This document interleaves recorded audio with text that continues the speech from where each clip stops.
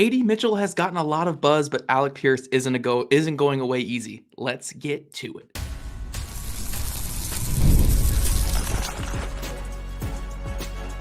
You are Locked On Colts, your daily Indianapolis Colts podcast. Part of the Locked On Podcast Network, your team every day. Thank you all for tuning in and making us your first listen of the day. This is your daily podcast covering your Indianapolis Colts, part of the Locked On Podcast Network, your team every day. Today's episode is brought to you by FanDuel. Make every moment more. As the playoffs wind down, the sports stop sporting like we want them to. But this summer, FanDuel is hooking up all customers with a boost or bonus daily. That's right. There's something for everyone every day, all summer long. Visit FanDuel.com to get started. Hello, everyone. I am Zach Hicks, your favorite film nerd over at HorseshoeHuddle.com. And I'm joined, as always, by Jake Arthur, the boots on the ground for HorseshoeHuddle.com, who is there at training camp and giving us our daily lowdown on everything that happened in practice today. And look, if you guys want to become an insider just like Jake, become just that Locked On Colts insider that you really want to be and chat with us directly and get that inside scoop, follow the link in our show notes. But Jake is here. We're going to talk about some injury updates, guys who missed practice today, obviously give you that update on Anthony Richardson, obviously in that first segment. Then we're going to talk offense and defense. But Jake, to start us off here, before we get into the Anthony Richardson breakdown, who missed practice today? Because it looks like a pretty long list from what I'm seeing. And, I'm sure that some of this was precautionary, like what we see with training camp is if a guy has like a scratch on his foot, he's going to be out for a couple days with that scratch on his foot, so I'm not allowed to speculate on injuries anymore because I'm 0 for 1 so far this all season. But What can you tell us at least about these injuries and guys who missed practice today? Yeah, definitely not uncommon following the first padded practice, but the list is getting a little bigger.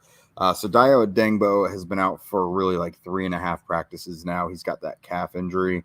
The good news is I saw him and another group of players come out at the end of practice, and he didn't look like he had a limp or anything.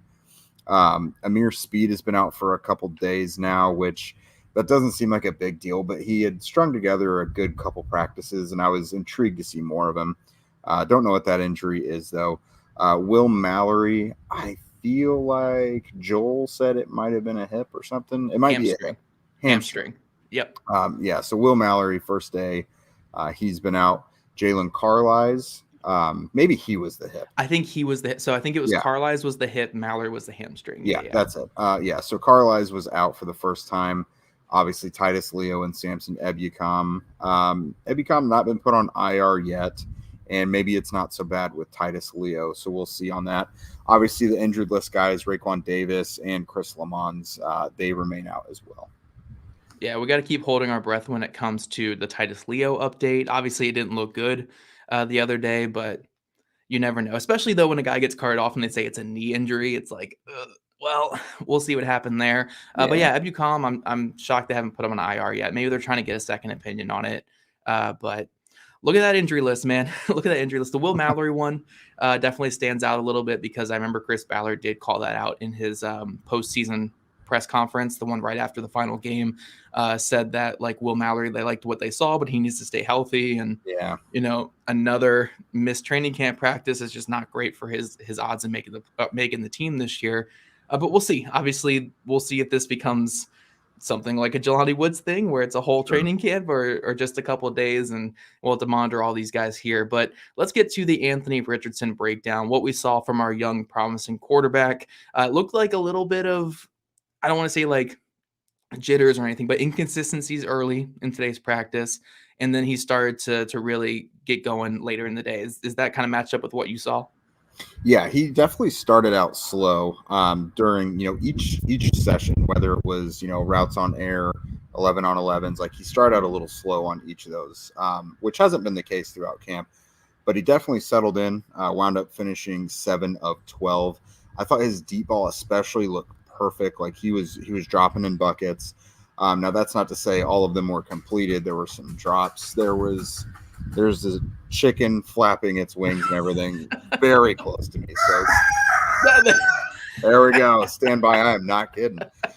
So yeah, that was perfect, wasn't it? So the deep ball was looking really good. Again, So Pittman had 3 catches today. Josh Downs had a couple.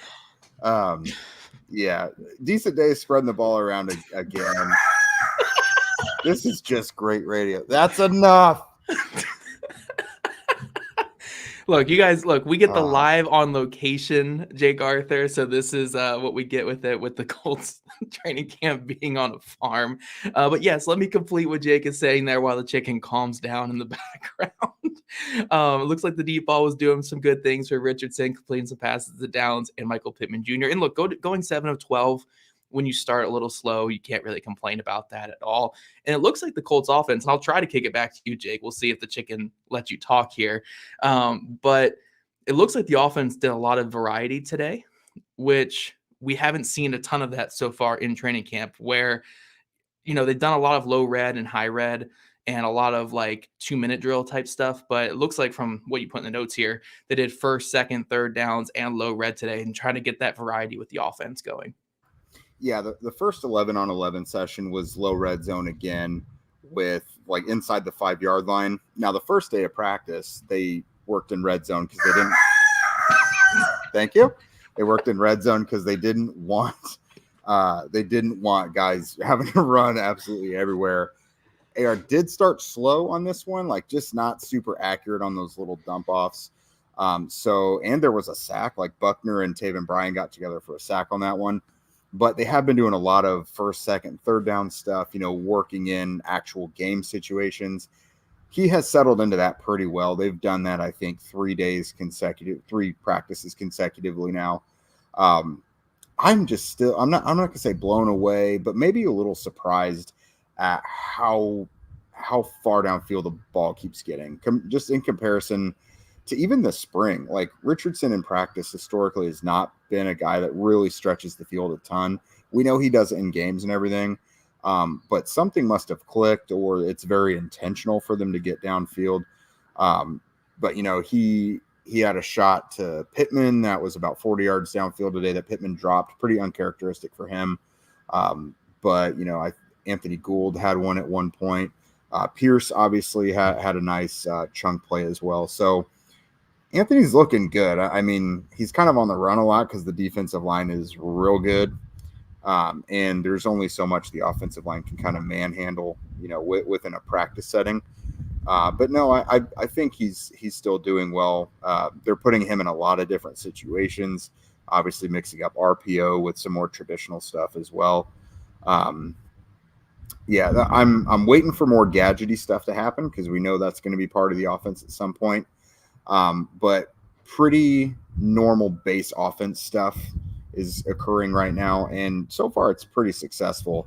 I know for the crowd that always says, but Anthony Richardson's completion percentage, they're going to be in shambles over the fact that he's been pretty accurate for the most part throughout camp, and his completion percentage is pretty good.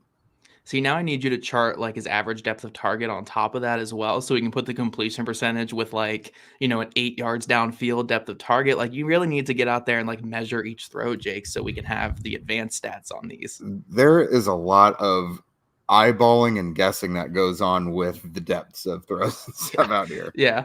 One more thing I did want to ask about Anthony, and I know this is a daily thing that we are again checking up on, but so far throughout this camp, I mean, we're getting closer and closer to the halfway point of this training camp session. Compared to last year, though, does he just look like a different player out there? I know we get lost in the hyperbole sometimes of the best shape of his life and he's looking better than he ever has. But to you, just from the eyeball test from last year to this year, does he look like a different player this year? Does he look like he's taken that big step forward? I would say so. Last year, obviously, up until the week of the first preseason game, him and Gardner Minshew were rotating first and second team reps and everything. It's been his team the whole time. He's very used to everyone he's playing with. He's used to how the guys in front of him block because, again, the line is the exact same as well. So he looks a lot more comfortable and everything looks a lot more like NFL quarterback, basically, all just the routine stuff. We've seen his mechanics are a little better. The footwork is a little better. I will say, with that said, there are some things that Joe Flacco does that are just you see it and you're like, that's what a dozen-year veteran does. Joel and I today were commenting on just the ball placement of Flacco's screen passes and stuff. It's incredibly accurate and exactly where it needs to be. So you just see tiny examples of that, of like Anthony can get there eventually, but you do see that 21, 22-year-old quarterback versus the 35-year-old quarterback that's out there. And it's not eye-opening in a bad way, but it's just like Anthony's really good, but there's still some of this like, kind of smaller stuff that he can still work toward. Yeah, still a ways to go for sure, and we'll see Anthony Richardson's progress obviously throughout training camp. But don't worry, guys. Me, Jake, and that chicken will be back with you guys after this quick word from our friends at Gametime. But first, everybody, look, baseball season is a blast. We love baseball season. And I mean, unless you're like me, Washington Nationals fan or Chicago White Sox fans, I know some of you guys out in Indy go out to Chicago for those games. Hopefully you are a Cubs fan, not a White Sox fan, or Cincinnati Reds. It could be a little bit better there. So wherever baseball team you root for out there in Indy, though, Gametime is that authorized ticket marketplace for Major League Baseball, which makes getting tickets faster and easier.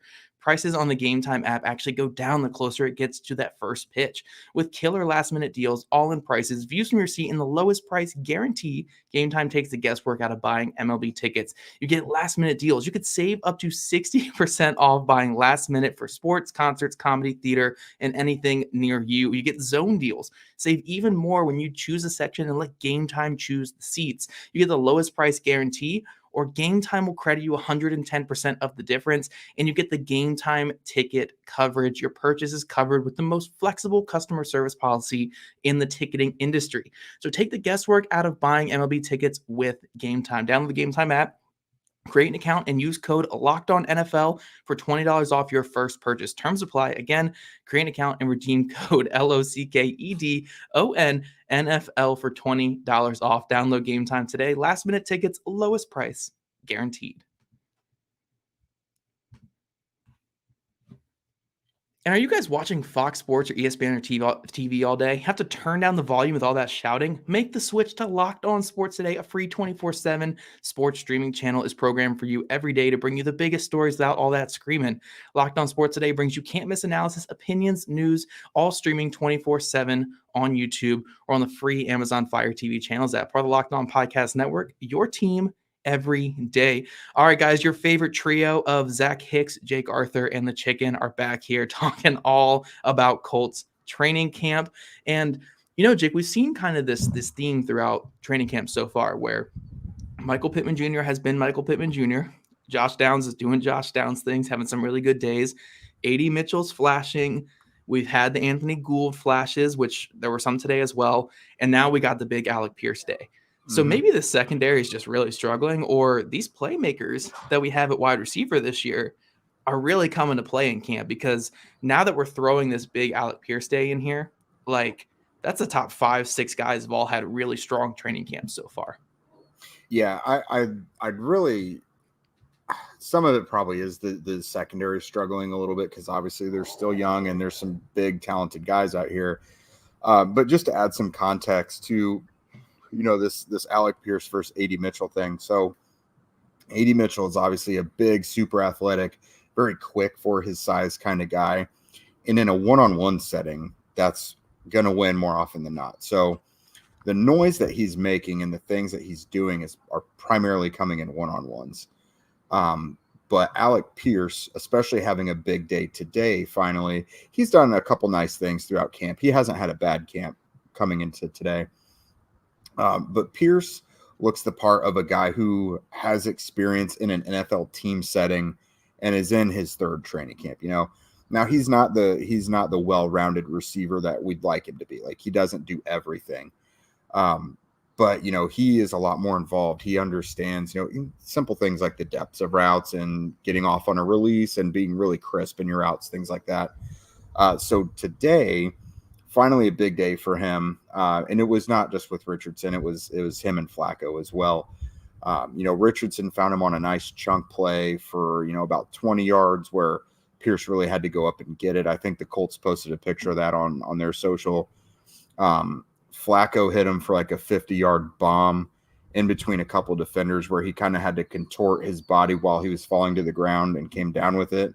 That was a huge play. And that one, Reggie Wayne loves his guys, but he's also hard on them. That got Reggie sprinting down the field and doing a chest bump with him and everything afterwards. So it was a good confidence boosting day for a guy like Alec Pierce. And, if everyone's argument for AD Mitchell, winning the starting job at some point is that, Alec Pierce is very limited and at some point he's just going to go away. It's a lot better to think. You could still think like AD Mitchell is going to start at some point, but that you still have a very serviceable, at minimum, downfield threat with Pierce. Because I think we are starting to see, the guys who won't go downfield at quarterback are not in this building. Mitchell, I mean, for all the things he's not, he is a pretty successful downfield receiver. He just hasn't had the quarterbacks to utilize that. Richardson will find him downfield. Flacco will find him downfield. Even Sam Ehlinger, if they were ever matched up, Sam does go downfield despite the limited arm strength. Yeah. So I think we're going to see some big plays from Pierce this year. I don't think he's going to be some big voluminous receiver. I think it's still going to be a limited target share, but I think we're going to see a higher percentage of those downfield shots being towards him. And I think we're going to see a few more downfield shots this year. Yeah, I think the worst case scenario for Pierce, like if you're a big Alec Pierce fan, like, I mean, I love Alec Pierce. So like if you're someone like me who really likes Alec Pierce's game and what he can bring, worst case scenario for him is the Zach Pascal role from 2018 to 2020. That wide receiver 4, obviously he moves up if any injury happens, but he's a great blocker. He can win downfield. He can do little things on special teams. I think that's what the Colts are gearing him up to do. Like you have been saying the last couple of days, he's getting a lot of special teams work. So I think it's obviously great for the Colts if both Pierce and AD Mitchell are having great camps. Like that's a fantastic thing. We could even throw Anthony Gould in there too. Having your 5th wide receiver who you drafted primarily for special teams, but also for what he can do on offense, like having him have a really good camp is great for you. We did have a question here though, real quick, Jake. So Louis asking if Alec Pierce got hurt at the end of practice. Do you have any update on that? Did anyone say anything about that injury he suffered? No, because Shane didn't talk after practice today. It wasn't a Shane day, but so he did fall pretty hard after one play. Had to go up and try and get it, and I think he probably hurt his side a little bit. It looked worse than I think it is initially because it looked like he was in pain and stayed down for a second, but then he hopped up and left. And it was late enough in practice where it's not like you monitor whether or not he's coming back in because it happened pretty late in practice. So, I mean, they're off tomorrow. We'll see what it looks like on Friday. I don't even know what date it is anymore.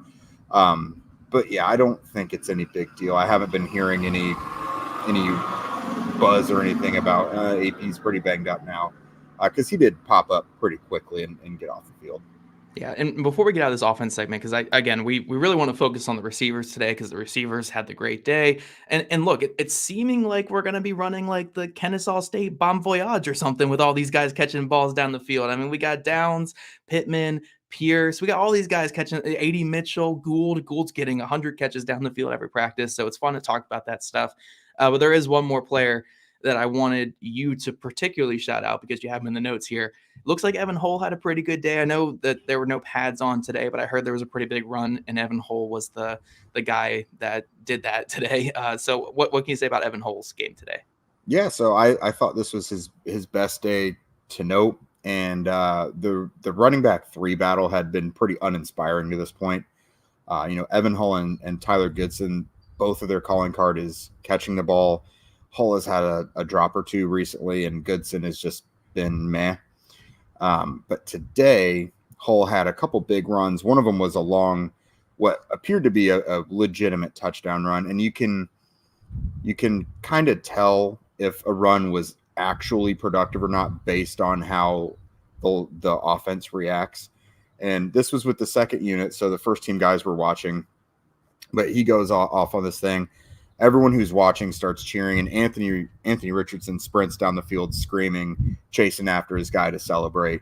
So I think it was a pretty legitimate long run, maybe 60 or so yards. I think he caught everything today. And if we're talking the battle for RB3 with Tyler Goodson did have, I think, a good run or 2 today. But on special teams, when he was back there fielding kickoffs, they were working on squibs. It appeared to be that, or the kicking was just not great. But they were doing some squib kicks, and I think he failed to field both of them. Okay. So that's not great, because it's like, if you're not gonna have a huge role offensively, then you got to do something for us. And if that's in the return game as a backup, you kind of have to check your margin for error is pretty thin, and so that wasn't very helpful. Yeah, and real quick, we're gonna go defense in a second, I promise, guys. But only requires a 2-word answer from you, Jake. Who was playing one tech with that second team defense during the Evan Hull run? Mr. Bryan. Okay, cool. I just needed to verify that, because just for my own personal thing. But don't worry, guys, we're gonna transition fully. No, wait a minute. That's second team now. Oh, it might have. Yeah, it probably was. Yeah. Okay. Taven got a little more run with the ones today because they were doing some jumbo stuff, but that was. Okay. I think it was probably him with the second team. Okay. Cool. We're gonna transition to defense fully now in just a second, guys, and talk about the veteran safety making some more plays there in that back half of the defense. But first, I love sports. I love sports so much that I never want them to stop. But as the playoffs wind down, we get fewer and fewer games, and the sports aren't sporting like I want them to. But FanDuel lets me keep the sports going whenever I want. All I have to do is open the app and dream up bets anytime that I am in the mood. And this summer, FanDuel is hooking up all customers with a boost or a bonus daily. That's right. There's something for everyone every day, all summer long. So head over to FanDuel.com and start making the most out of your summer. FanDuel, official sports betting partner of Major League Baseball. All right, Locked On Colts every day. As you guys are joining us on YouTube, you're watching Jake whisper sweet nothings to a chicken off screen. And then if you're joining us on audio, you're hearing that chicken screaming back at Jake. So it's been a really fun time on today's show. Before we close out today's episode, though, we do need to talk a little bit about the defense. And it looks like the same guy is really popping up every single day when it comes to the defense, and that is Julian Blackmon. I saw more praise going his way for another big pass breakup. What can you tell me about this veteran safety? I know we're becoming Locked On Julian Blackmon at this point, but if he's making plays, he's making plays. Yep, I think it was Sunday's practice or one of the more recent practices. He had the day with the 2 pass breakups. He had the interception and another pretty well contested breakup today. While Alec Pierce is on his heater, while Anthony Richardson's deep ball is looking good, Richardson went about 40-ish or so yards downfield on a post just down the middle of the field, right in front of the end zone for Pierce, and Blackmon leaped up and batted it down. And now the funny thing is, we're looking for a free safety, right? Why is your strong safety the one that's making all of these plays deep downfield? I don't know if that's good. He's matching the routes. He's getting vertical. Yeah. He's roboting back. He's just reading these things at a high level. But yeah, I see exactly what point you're trying to make. If I knew that was the case, then he easily would have been a lock in my top 5 most critical non-Anthony Richardson Colts that we did. Good on you for having him so high. Yeah, for sure. And before we get into some of the lineup stuff, because I think that was really the biggest talking point when it came to the defense today, this is a great comment here by Noah in our comment section. Did Zaire Franklin get into a fight today? I saw his tweet, and he was literally bragging yesterday that he hasn't gotten into a fight yet. So, man, I think Zaire tweeted actually after today's practice, he did the SpongeBob meme or whatever that was 0 days since nonsense nonsense or whatever. He did not hold up to his no fights thing very less than 24 hours later he gets into his first scuffle.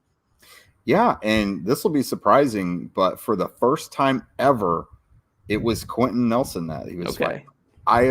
Mind you, you would always assume that Quentin would probably get in a lot of fights. I have been covering him his entire career, watching practices and everything. I've never seen him in a fight. So I guess he was holding on to Zaire for a little too long after a play.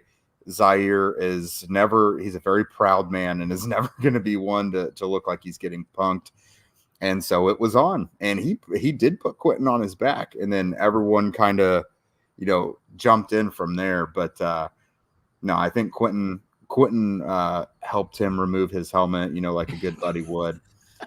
Now Quentin talked after practice, and all of us had the good sense not to ask him about that. But maybe in a different setting where it's a little more jovial and he's not coming in from being in the 85-degree muggy heat, we can talk about it. But no, I'd never seen Quentin in a fight before, but if it was going to be against anyone, it makes a ton of sense for it to be Zaire. Oh yeah, him and Michael Pittman Jr. Those are the two fighters on the team right there. Oh, but yeah. Noah, thank you for the comment there. Pitt has been good for like a year and a half. He got that reputation for being a fighter and then didn't do it for a while. And then this year it's fight night again. So I don't know. Yeah, we all have relapses in our journey to recovery. So that's all that it was right there. And Zaire can start a new streak of days without incident here that we need to talk about. Before we get out of here, though, Jake, when it comes to reps for the first team, you have it here in the notes, and obviously I saw a lot of people talking about it. We have ongoing battles at free safety, which is a lot closer than any of us wanted it to be, obviously, at this point in training camp. And then also at that other defensive end spot across from Kwity Paye. That one's more so the rookie's eventually going to take it, but we'll see how long that takes. What's the update on Laiatu versus Taekwon Lewis? And then obviously Nick Cross versus Ronnie Harrison back at free safety. Yeah, so I still maintain that Cross is probably the front runner, maybe by default. I don't know. But that's what the reps say. He gets the lion's share of the first team reps. Occasionally you do see Ronnie Harrison and Rodney Thomas get in there later in the day. But no, Cross is still getting them. I can't really tell you how it's going. Like it's going. Like the coaches all say positive things. Like Gus did say the last couple days, especially since the pads have come on, they're starting to notice more changes and the defense is starting to get it a little more and the execution is a little better. So we'll see. I mean, if they wind up making a move at safety, that'll be pretty telling. But as for the defensive line, so today I would say Latu probably got a few more first-team reps than Taekwon. But at the same time, they had Kwity kick down to the second team occasionally to get Taekwon and Latu more reps. And I don't think that has anything to do whatsoever with Kwity. They just want him to still get some reps while also getting Latu and Taekwon reps with the rest of the first team because they're going to need to be counted on more. Right. So there was a lot of Taekwon and Latu on the field together today. Overall, I would say Latu probably got a few more reps, though. Okay, cool. Yeah, that one feels inevitable.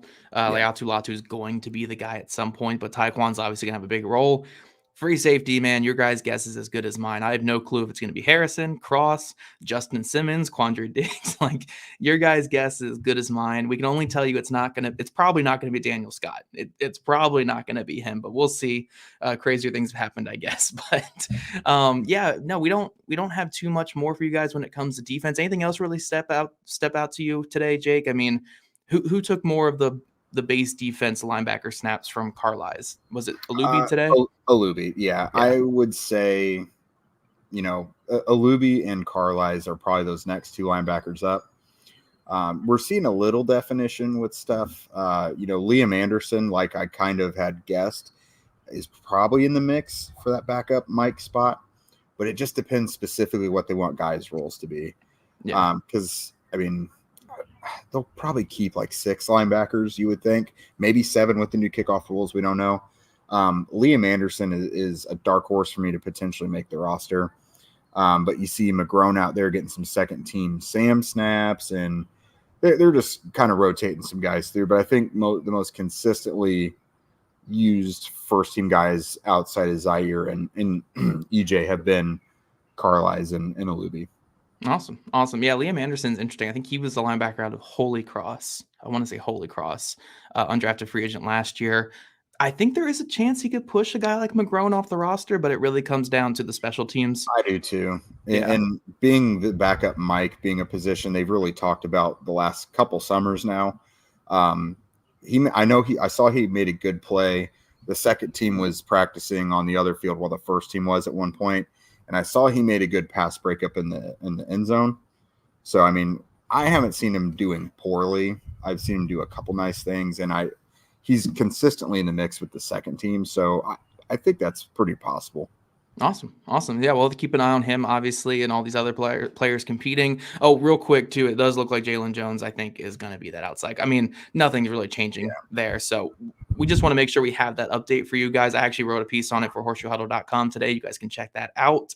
And before we get out of here, though, I do want to thank you guys for making Locked On Colts your first listen today and every day. But for your second listen, enjoy the Locked On NFL Scouting podcast. The draft dudes, Joe Marino and Kyle Krabs, take you inside the front office, making you a smarter NFL fan every single day. Stay up to date on training camp and positional battles as the season draws near. Locked On NFL Scouting is available on YouTube, wherever you listen to your podcasts, part of the Locked On Podcast Network, your team every day. And look, if you guys want to become an insider, become a Locked On Colts insider, just like Jake Arthur, and chat with us directly and get that inside scoop. Follow the link in our show notes below. And if you guys don't already, make sure you're following at Locked On Colts, at Jake Arthur NFL, at Zach Hicks 2, all on Twitter. Also subscribe to us on YouTube, wherever you listen to your podcast for all your daily episodes. We love your guys' ratings, reviews, and we'll catch you guys back here tomorrow afternoon.